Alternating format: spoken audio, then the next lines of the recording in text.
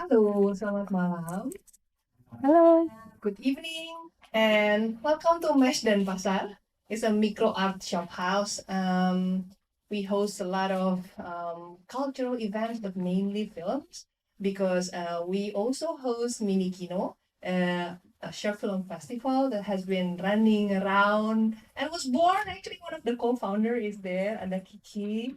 Kiki is one of the co-founder in 2002. So thank you, Kiki, for coming up with such a really important, I think, short film festival in Indonesia. And my name is Chika. Chika, Edo. We co-found this space because we feel that we wanna have something like this, a space where we can meet and we can do a lot of interesting things together when we meet. And today we meet because Minikino celebrating the 21st year in this world. We are having this Lupa-Lupa Ingat exhibition. Lupa-Lupa Ingat curator, the archive exhibition is also here, Ahmad Fauzi. The exhibition will be running until the 9th of April. So when you got a chance after this talk, please feel free to roam or feel free to go back because we are open from the afternoon until the evening. And what we exhibit in the exhibition is some tiny part of our archive. Being a short film festival, we also connected with other film festival organizer, other organization, and also we exhibit some program book from Asia and also America and European Film Festival. And Katya is here tonight because she is part of an artist residence program. We usually have at least a month or more, and it's mati. Okay.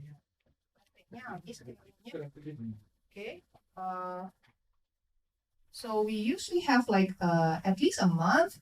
Usually people came 2-3 months to actually stay here because upstairs we have 11 beds in 2 rooms, so it's a bunk bed. We call it like an artist residence. Basically, it's just room and living room and kitchen, and basically we have us. So we are offering the interaction of the Mini Kino staff as well as part of the experience, and also to access our archive. And Katya was here because she say, well, I have 3 weeks, around 3 weeks, and I have this interest. So her interest is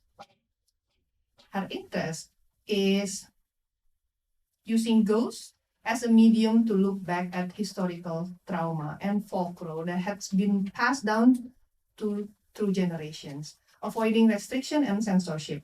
So when Katya was here, her first question is basically, can she access Mini Kino short films archive, especially Indonesian short films that are related to her research interest? And of course, we have many. And thank you, Katya, for coming up with a very interesting topic.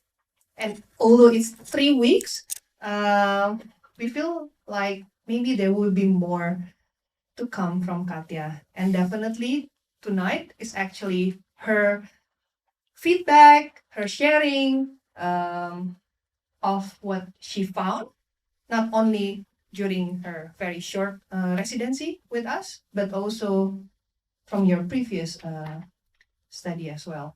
So thank you. And that's my impromptu introduction. Thank you. Katya! Thank you for a nice introduction. Okay.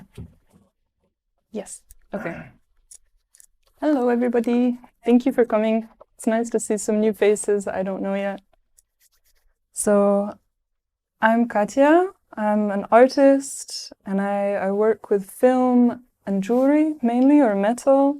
I like working with methods that negotiate with time. So in my own practice, I make a lot of films that work as documentative practice, and I work a lot with archives and existing archival material and questioning archives, not so much in the case of Mini Kino, which is a very friendly space, but more so questioning a bureaucracy around official archives. So Sika gave me a little bit of a nice introduction, but for the past 2-3 weeks, I've been coming in to Mini Kino and I've been doing some research into ghosts in films made by young contemporary Indonesian filmmakers. I think archival spaces are really interesting, and especially like the format that I've been able to follow here of like being able to watch 15 films in one day has been great, because then I see so many reoccurring themes, or you really get a sense of, okay, a lot of people are talking about this, or like the way that a ghost is being portrayed in this specific way keeps coming back. So I'll get into that a little bit, but then I think maybe it's good to give a bit of context to my research and what I started working on when I was studying in the Netherlands at the Rietveld Academy. So yeah, I grew up here, and then I left for a long time and came back for 2 years to finish high school, and then I left again for 7 years, which is why this talk isn't in Indonesian. But I have a big interest in Indonesian history, because ultimately this is still home. And I think especially during COVID, this separation and the inability to be able to return to Indonesia and having to do my research overseas and through cultural barriers and language barriers was quite potent, as well as like trying to research and find out what the situation on the ground was like here in Indonesia. And this was the headline, that there were ghost patrols.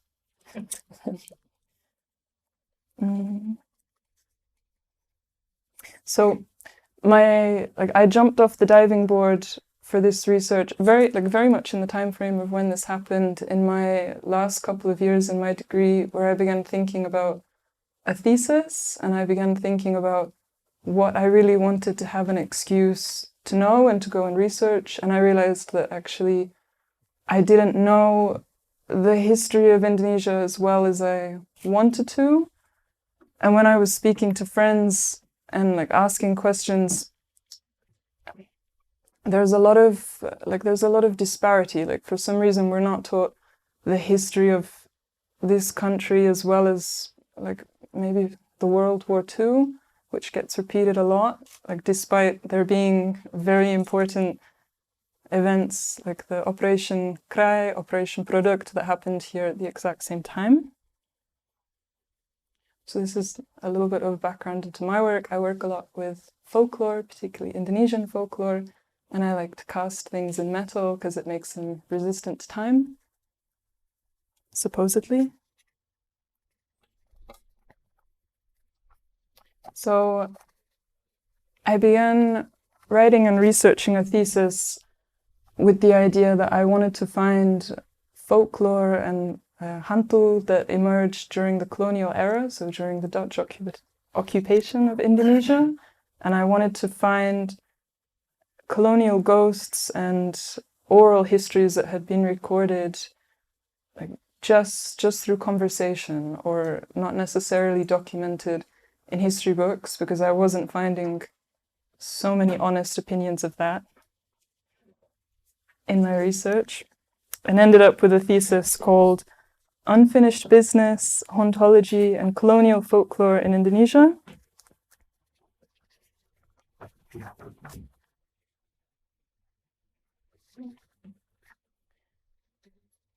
And then on the flip side, I was beginning to see like very interesting collaborations that were taking place in the Netherlands. Like this is a screenshot from the film The Oost, directed by Jim Taihutu. I'm not sure how many of you have seen it, but it explores the 1945 Independence War from the perspective of the colonizer, and it begins to explore feelings of uneasiness and guilt in a very new way, which is really nice and fresh.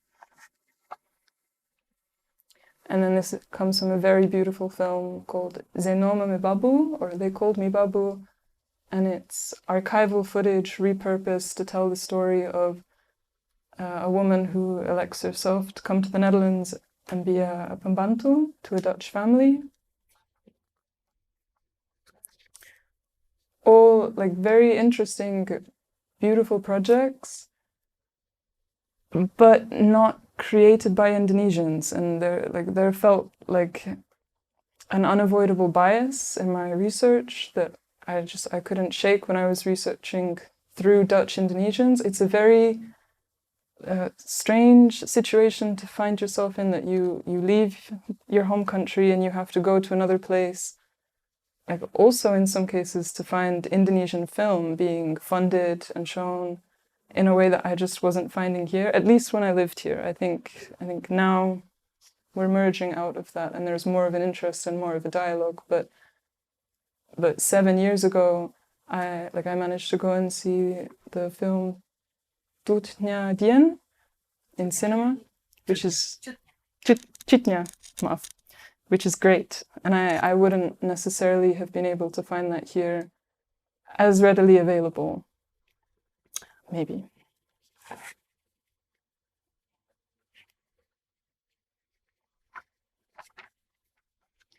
So, like, if you just saw the quote from Salman Rushdie, which I read, and then I actually never managed to finish this book because it launched me into such a particular way of thinking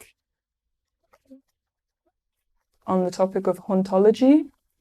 And I'm gonna read out a bunch of definitions and theory to describe this phrase that was coined by Derrida, and then I've largely tried to adapt it into an Indonesian context. But like I was talking with Ozzy, we were trying to think of a translation for hauntology. Like what's an Indonesian word for ontology? Like it's still from a Western canon, but I think there must be ways to talk about time in the Indonesian language in a different way.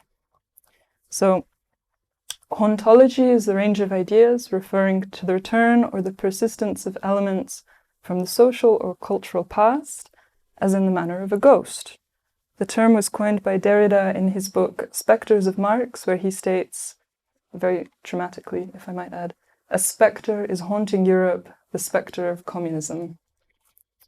And then he quotes Hamlet in the line after he's been visited after his father's ghost, "Time is out of joint," which I think maybe could be translated to the Indonesian phrase jam karet, particularly. And Peter Boos and Andrew Scott described hauntology as ghosts arrive from the past and appear in the present. However, the ghost cannot properly be said to belong to the past. Does then the historical person who is identified with the ghost properly belong to the present? Surely not, as the idea of a return from death fractures all traditional conceptions of temporality. The temporality to which the ghost is subject to is therefore paradoxical. At once they return and make their apparitional debut. Any attempt to isolate the origin of language will find its inaugural moment already dependent upon a system of linguistic differences that have been installed prior to the originary moment. It can be a bit of a funny topic to try and understand, but I think, again, the phrase persistence of elements from the past, returning particularly in the form of a ghost, is a great way into it. And there's also a distinction to be made between primary hauntings in which the haunted recognize the reality and autonomy of metaphysical entities in relatively uncritical, literal manner. And then you have a secondary haunting, which identifies textual residues, history, or as tropes for collective intrapsychic states, such as trauma or grief. And I think we find occurrences of both of these phenomena in Indonesian film and cinema, but particularly maybe the idea of a secondary haunting comes back. And like Derrida is great, but then I also began to read a lot of Mark Fisher, because he manages to tie hauntology to music critique, and he manages to bring it back to pop culture in a way that I found really freeing. I myself am not a historian or an anthropologist. I studied art, so I think this like layman's everyday adaptation of critical theory to art and the pop culture we experience is really important. That it shouldn't be, I don't think history should be relegated to people that have PhDs. I'm not necessarily an expert, but I think it should be more of an open conversation. And Mark Fisher also managed to, he wrote this beautiful essay called The Metaphysics of Crackle, in which he brought back hauntology and related it to Afrofuturism in a way that I think like really falls into context in Indonesia as well. And it's, to quote a paragraph from it, "The emergence of 21st century sonic hauntology is a sign that white culture can no longer escape the temporal disjunctions that have been constitutive of the aphrodisiac experience." Sorry, Afro-diasporic experience. Almost. Would have been a better lecture, maybe. But since Africans were first abducted by slavers and projected from their own life world into the abstract space-time of capital, time was already always out of joint for the slave. Which is, like, I find it really interesting to think about servitude and the experience of time for a country that's been, like, repeatedly colonized and gone through such a turmoil in its political states. And also that time is maybe like a colonial invention. Like time as we know it with the 7-day work week was very much a tool implemented to keep power. So then, after reading this great essay that features Afrofuturism, I went and like dipped a little bit into Asian futurism. And there's a great essay by Dawn Chan that I really recommend, where she just begins it with, "Is it possible to be othered across time?" Which then like brings up the question of ghosts and like being able to be discriminated into another life, or being discriminated and othered across time, which I think is really interesting.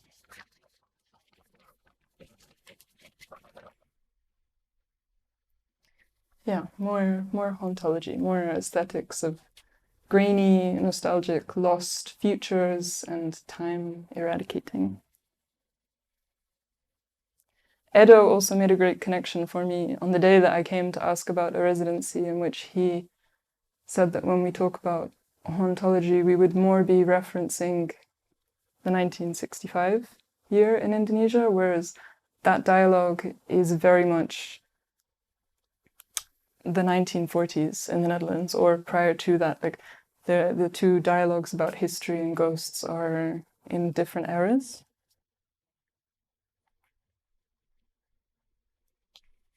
Asian futurism, an example. And then also, like, just to provide context for why I began to like poke around with history and start to ask questions. I already had a little bit of this conversation with Sika, but I just began to get very like angry over 7 years in the Netherlands. It was like a slow build-up of tinder on the fire, of like feeling very homesick, and so paying to go to institutions like the Tropenmuseum and Rijksmuseum.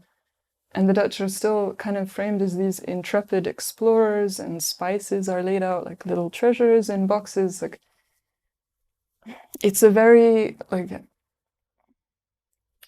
with the next generation, attitudes are moving on, but then still quite a few of the older generation of Dutch I meet will still maybe use the phrase like tempo dulu, like the good old days. Or I met one man who tried to convince me that Indonesians are still primarily only speaking Dutch in Indonesia, and he really wouldn't take no for an answer. Like all of this just like really pushing me to a feeling that time was doing something very odd. Which brings me on to the first film that I watched during my time at the residency. This is such a great short documentary called Mass Grave about an exhumation. My English isn't great either, but a digging up of a grave in Wonosobo between the 16th and the 18th of November 2000. The YPKP, which was the Foundation for the Research into Victims of the 1965 killings, exhumed a mass grave in Situkup forest near Dempes village on the outskirts of Wonosobo in central Java. This gravesite was unusual because a prison official had recorded the names of people killed at this site, and YPKP was first in contact with a surviving family member of a person on this list. In fact, Wonosobo is the only known example of a successful excavation of a mass grave from 1965. This film is really emotional. I think I also experienced that when I talk to Indonesian, and maybe especially orang tua, there's this attitude of stoicism, and there's a real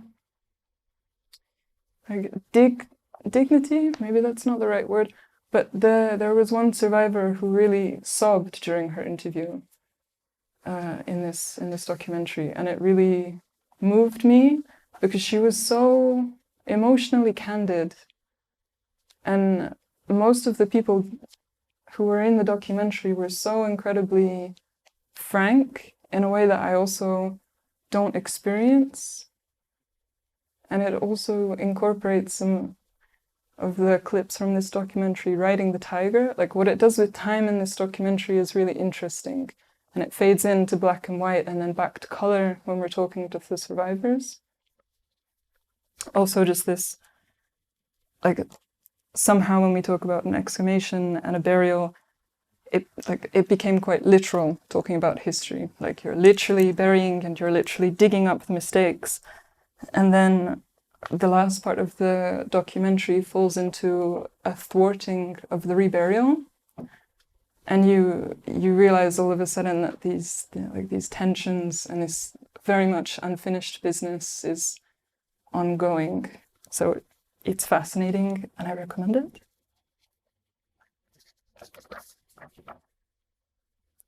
Yeah, maybe I read you a little bit about the drama of the reburial.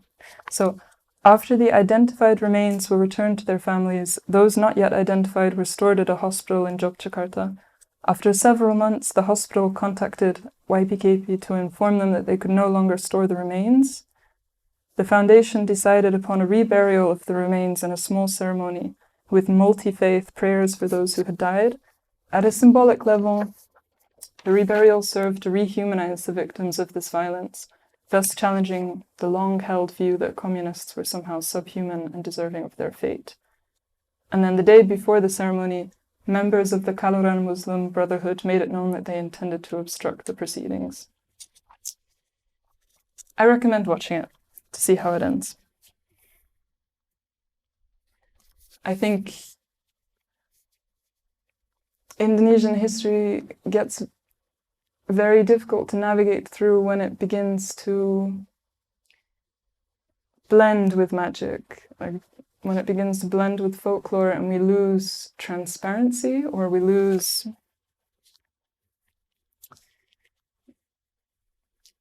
a sight of a discerning truth, maybe, for lack of better words. But it leads me to the next film in the lineup that I watched, which is a film called Pura, which is almost entirely all shot at dusk, and it's got all these inky blues. At times it really reminds me of this film Uncle Boonmi, which is another epic Asian ghost story. And Pura fictionalizes another very interesting occurrence in history, which was when over 100 Dukun Santet were murdered in 1998 in the Kapal Kuda Jawa Timur area, or the Horseshoe area, where there are rumors of ninja assassins circulating.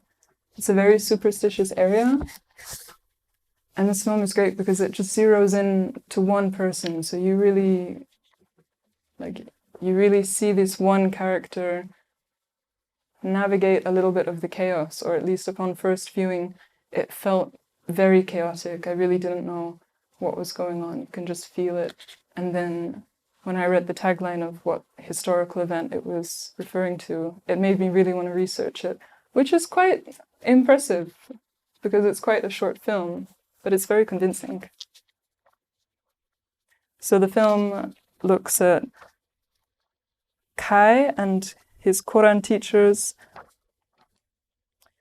In a precarious situation one night, the student is determined to meet his girlfriend upon rumors of ninjas and murders. And then I thought, why not throw this film into the mix? Because it's not part of the main Kino archives, but I did find it really pertinent to go back and rewatch this in the time that I had at the residency. This is an excerpt from The Act of Killing, which is not a simple film in how it looks at history. I know there's quite a bit of debate about certain choices that were made with the film.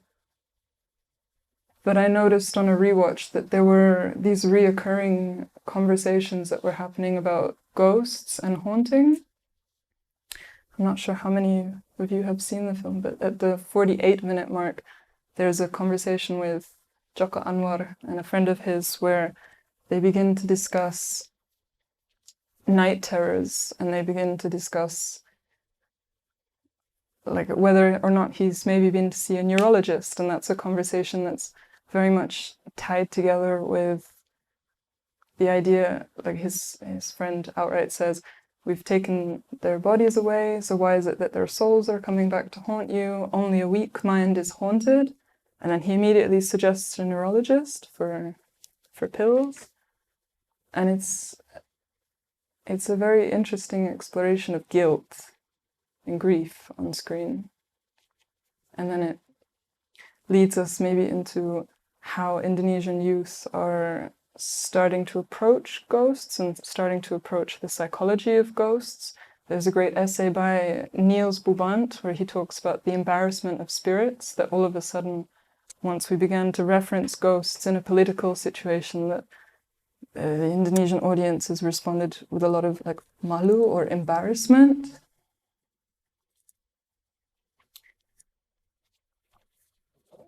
Which is very much present in this film as well, that looks at an aging grandpa who's dealing with ghosts, and at times you're really not sure what the ghosts are capable of. It begins to feel quite dangerous at some points. It's just a great look into torment and ridicule, because it's also interesting to see this perspective of how at a certain point the trauma and the grief is sort of not sympathized with. And I think film is such a perfect medium for stories like this because it just drops us into his reality.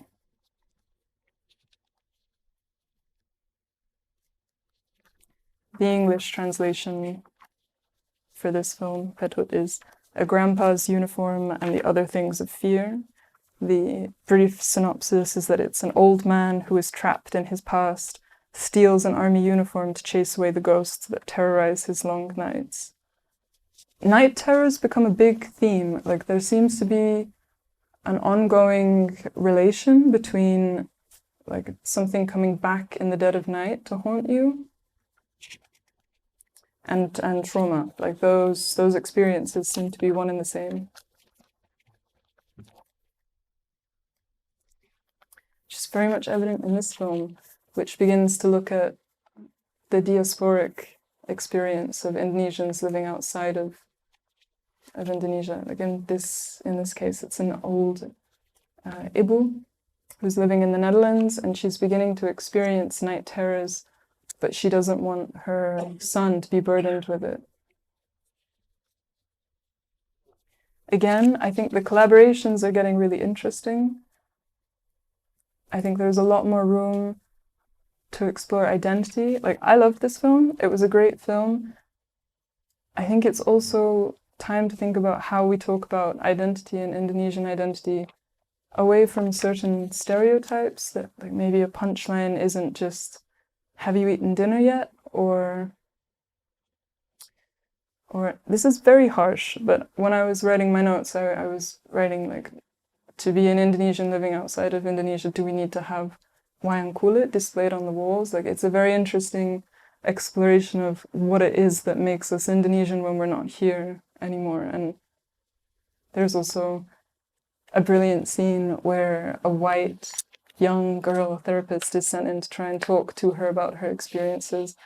And it's just such a good example of how it can fail, or it can be so ineffective that we don't necessarily have great ways of talking about it just yet.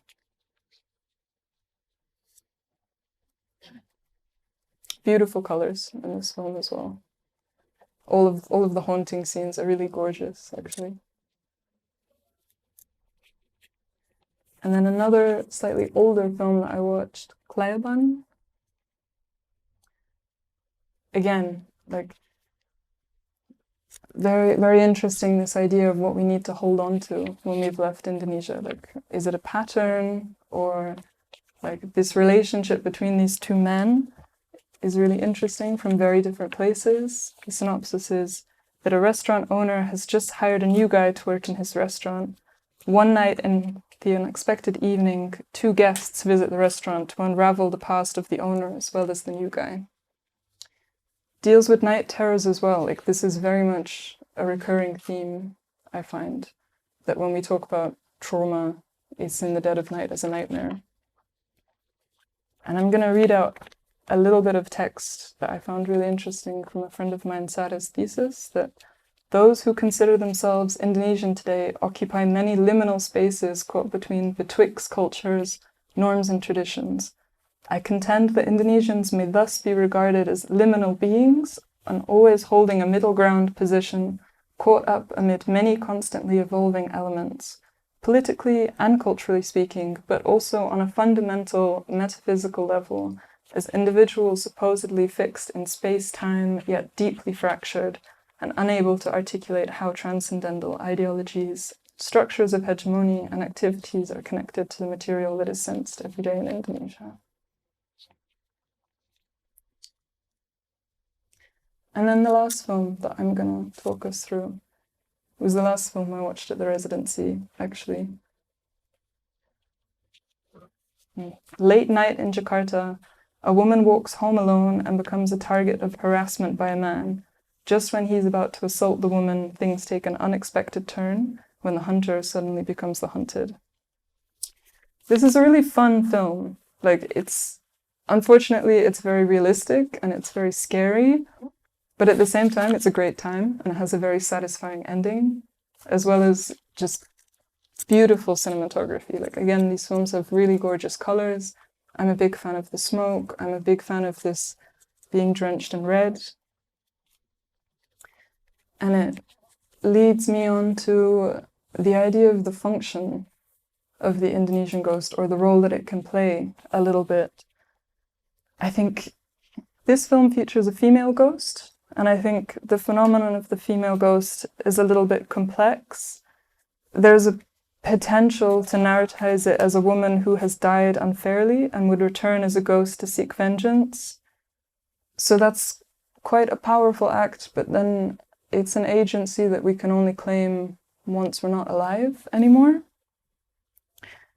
And then on the other hand, to acknowledge that a film industry that's largely dominated by men, like, ghosts seem to be the reoccurring female character that women can play, or like that's the biggest lead in a film often for a woman, and it just makes me think, that we can't be alive to play that part.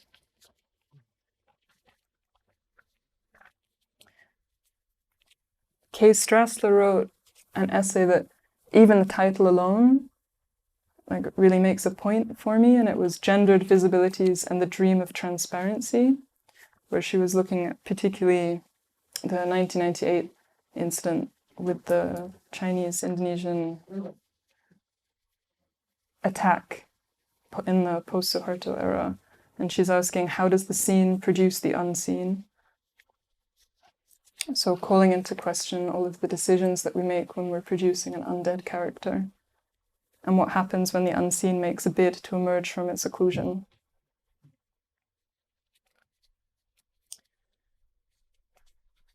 Ghosts on screen are interesting because they simultaneously expose a traumatic history at the same time as covering it, substitutely comfortably unifying stories for violent events.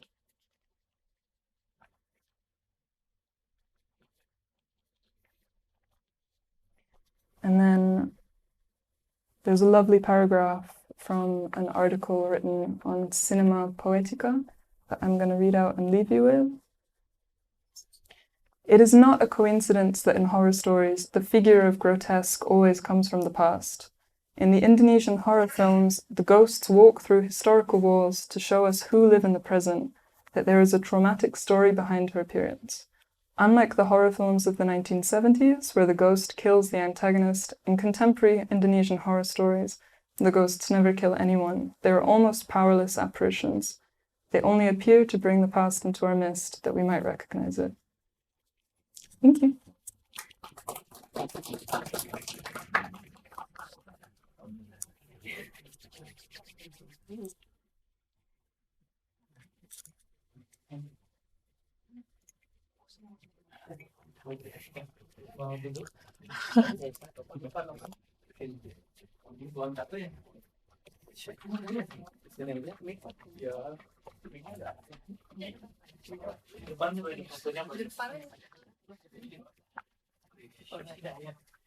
Katya, OC can help with moderating the session. Yes. Yeah. If you have a seat, would you like more drinks? No. I'm okay. No? Okay.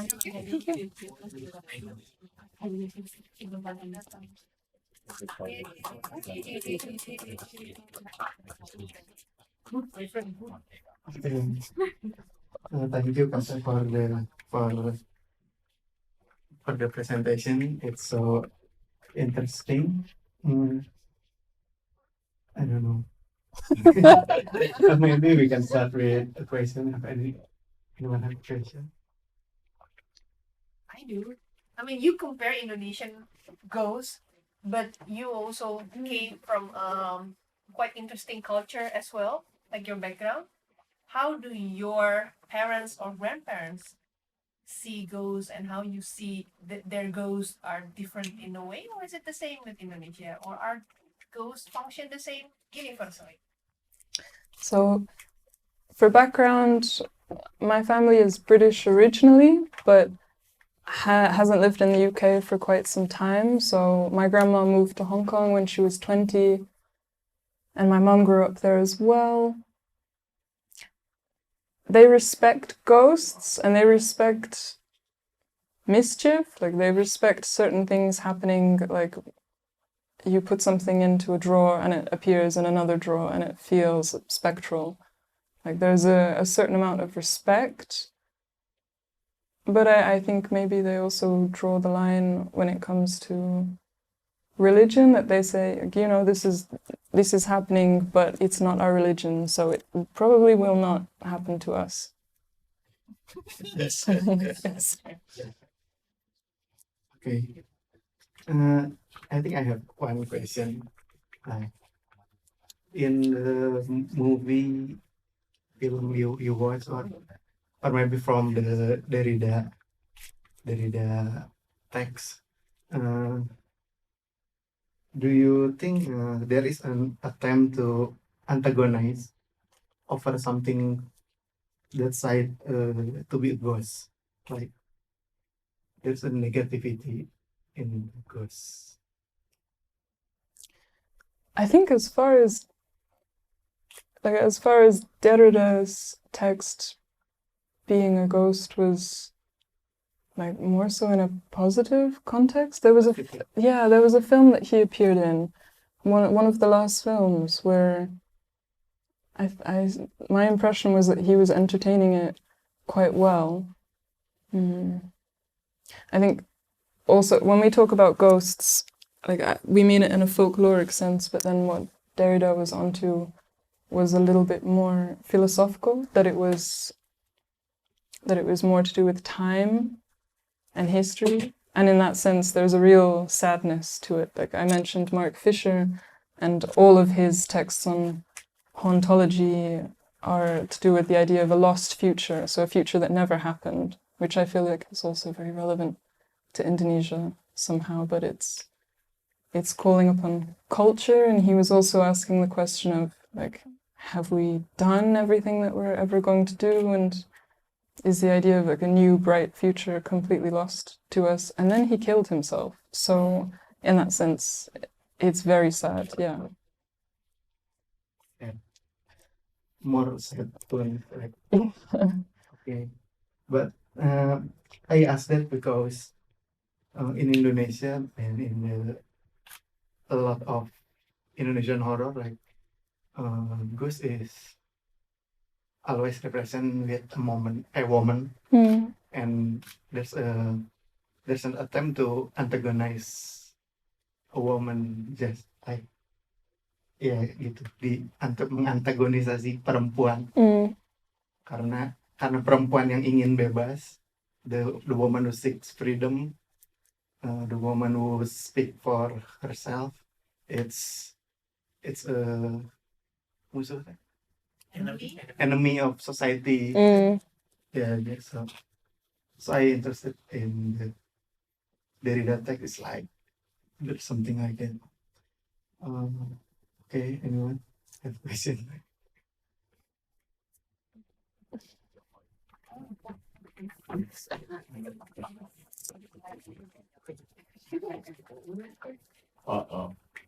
From Japan.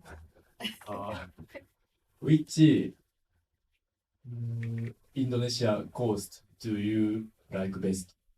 Good question. Ada banyak hantu di Indonesia ya. Yes. 170. This is the most difficult. No, are you serious? Yeah, I was too. I almost believe it. This is the most difficult question I've ever been asked. I think you can see my mind like. Yeah, maybe pocong. But I also have quite a bit of a soft spot for Sundel Bolong, the woman with a hole in her. She's my girl. I'm quite fond of her as well.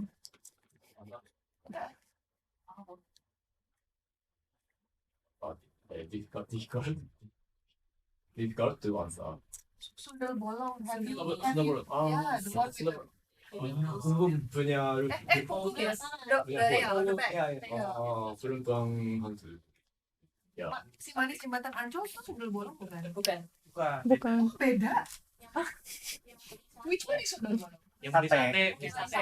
Oh, the one that ordered satay, and then when she eat it, the satay fell. Yeah. Right? Yeah. Main Sundel Bolong. Terima kasih.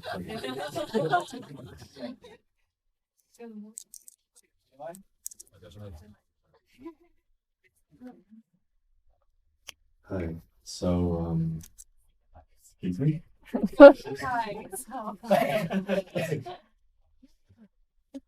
So in contemporary Indonesian film, I think I've personally, I don't know if like empirically I'm correct or not, but I've seen that there's a lot of horror films, of course, with like supernatural elements that come from Indonesian folklore and beliefs and superstitions.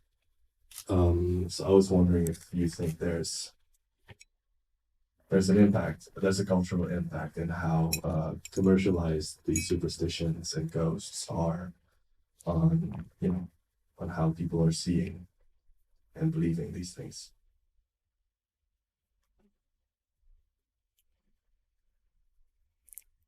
I think. Oh, I just got to the last of my tea. Sorry. A commercial impact.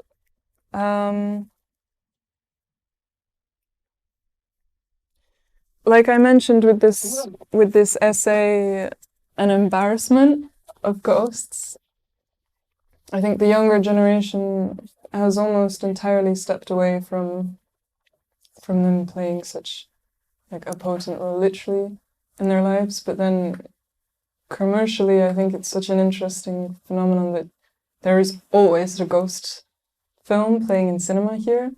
Like at any given point when you're looking at the movie schedule, it will be something new from Hollywood, maybe a new love drama, and there's always a ghost story, like always a horror film. So like commercially speaking, like we're being haunted by this like same formulaic story that we get fed over and over again, which is why it was so great to view these films, because they deal with the ghost and the past in a really refreshing way. It wasn't just viewing the same film over and over again. And hopefully, if any of the films caught your eye and you're interested, we'll be making a program and we'll be screening them here in November.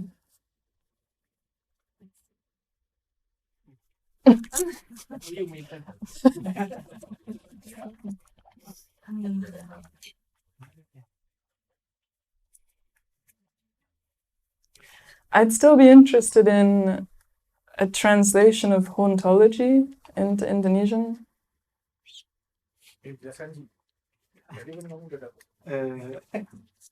I don't know, but I think the closest word is gentayangan. Gentayangan is like when you are in the past, like but you are live in the past, but you are live now present, but you not really know. Like I don't know, gentayangan. Limbo bukan ya? Bukan limbo. Yeah.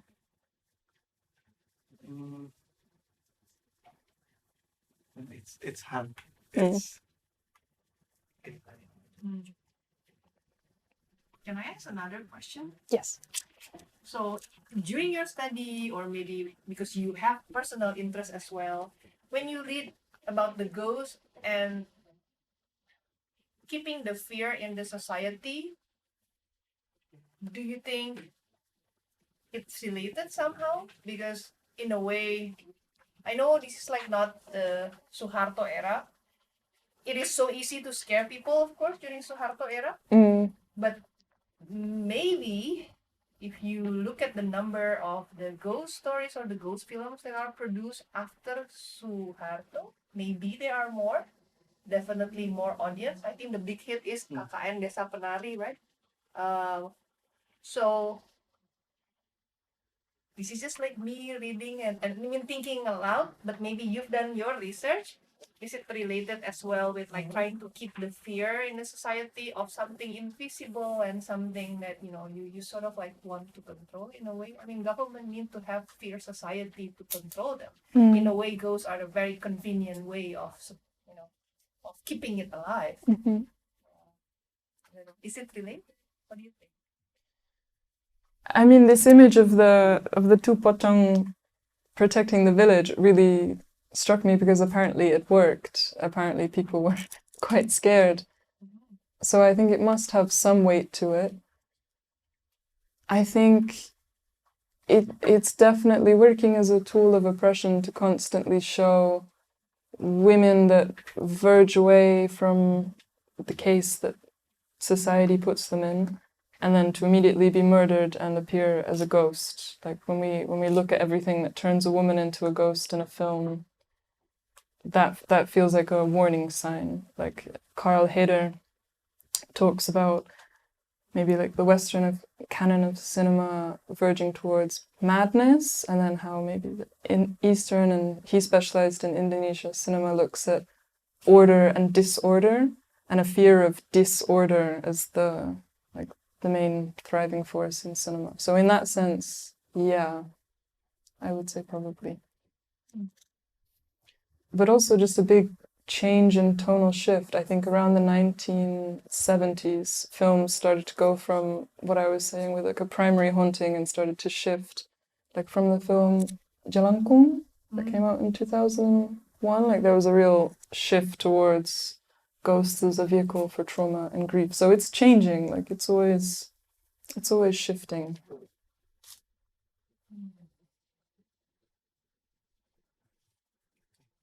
I have one question. Uh, uh, do you think fear is powerful, effective tools for political?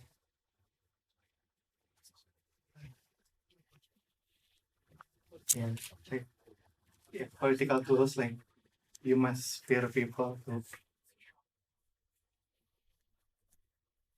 control. Control, yeah. I think fear is a very powerful tool, but alongside that, maybe misinformation and like a lack of transparency is, I'm not going to say like a more powerful tool, but at least that seems to be what gets implemented again and again when we're not given clear histories or we're not given transparency. And like I think the past couple of years have seen a real descent into not knowing what to believe. So then actually you don't even know what you're supposed to be afraid of. Like that's maybe more what we're dealing with at the moment, I would say.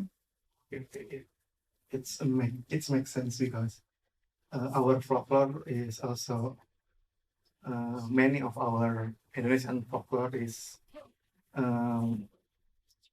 not pure from traditional stories. Colonial have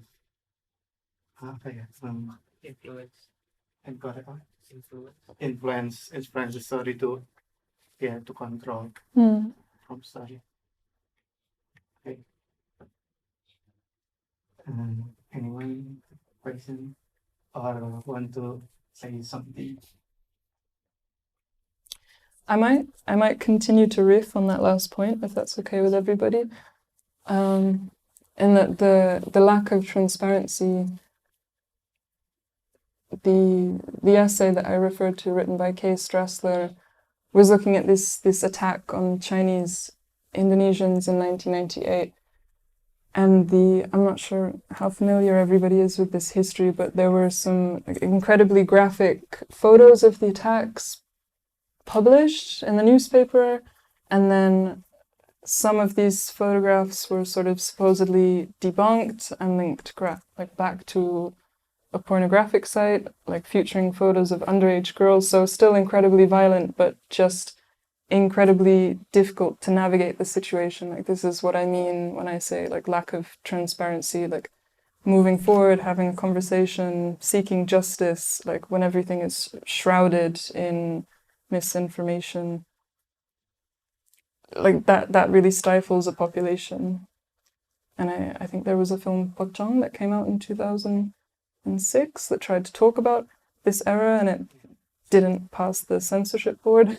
Yeah, but it's also the Pocong one is not screen, but the Pocong 2 is it's going to cinema, so it's coming up. Yeah, so the Pocong, movie date.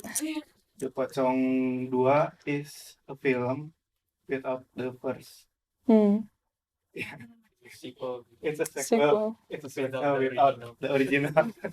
Yeah, that's interesting. When's that coming out? Kapan keluarnya Pocong 2? Udah keluar. Keluar. Oh, oke. Lama. Already out. Lupa aku tahunnya. Udah lama. The first Pocong is like lost, right? Yeah. It's like a lost film. But I think it's a myth like that. Actually, there's no Pocong 1. The Pocong 1 is. But some said Joko Anwar has a copy in his house. Oh yeah. Maybe. Maybe. I'll find out. Movie heist. Okay. I was just wondering if you've taken a look at how perhaps Indonesian ghosts and superstitions have been represented in non-Indonesian media, how it's been kind of appropriated or shown. If at all. If anybody has an example of this, I would love to hear it. Because actually, I don't see Indonesian folklore like popping up in other media as much as I would see maybe like the kappa from Japan, or a lot of Malaysian folklore seems to be circulated, or Japanese and Thai horror films get circulated in a much bigger way. I keep seeing these TikToks of Indonesian diaspora in Australia or in other countries that are like laughing about the fact that they're comfortable enough to sleep with the window open there, or like to walk around alone late at night because they feel safe enough from the Pontianak, whereas here they feel like it's like a whole different story. And someone wrote in the comments like, ghosts don't have passports.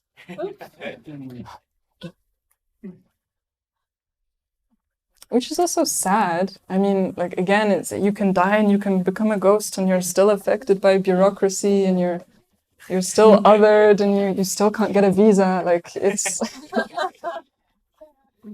yeah. I can't think of Indonesian ghosts popping up in other media. Can you? No, I was wondering if you have seen it. Yeah. And how it was, you know. Not really. How about HANTU? The film HANTU. I learned of that film while I was here, and actually, like, all of the hantu in this film, like, there is a liak. But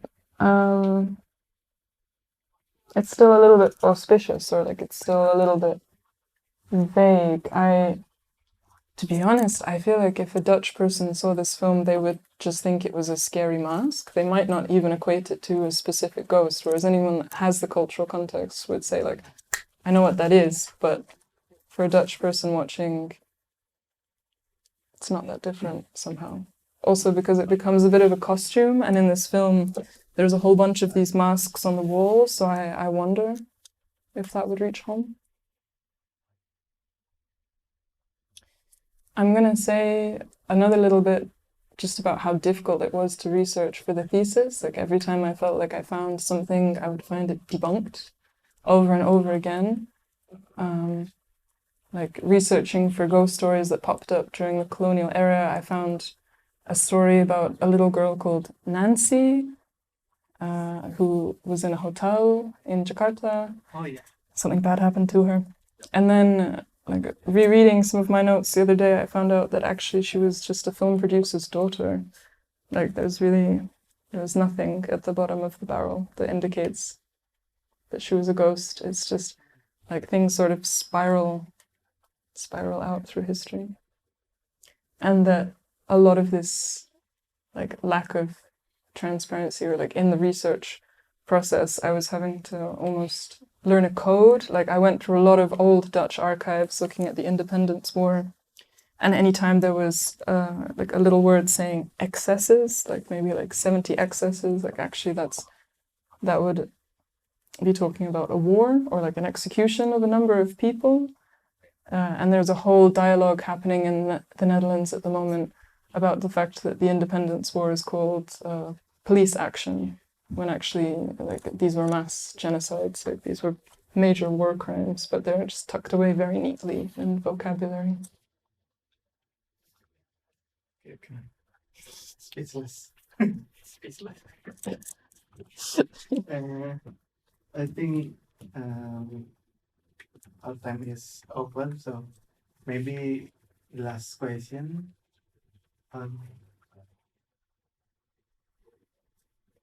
Anyone want to add something?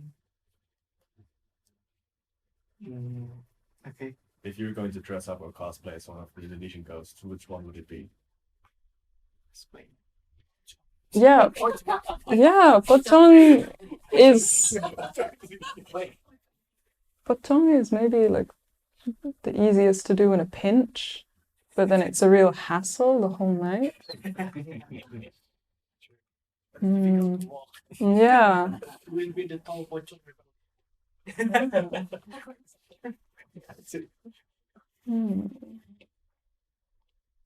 I've never done the proper like Pontianak, Kuntilanak, like long hair and then like crawling along the floor. So maybe that. Yeah. Ini juga. Yeah. Okay. Thank you so much for coming, everybody. We have some. Thank you. I forgot something, Katya. If anyone wants to connect with you, how do they do that? My email is always the most reliable, and that's katya.vogel@gmail.com. If you have any questions or complaints, that's where you can find me.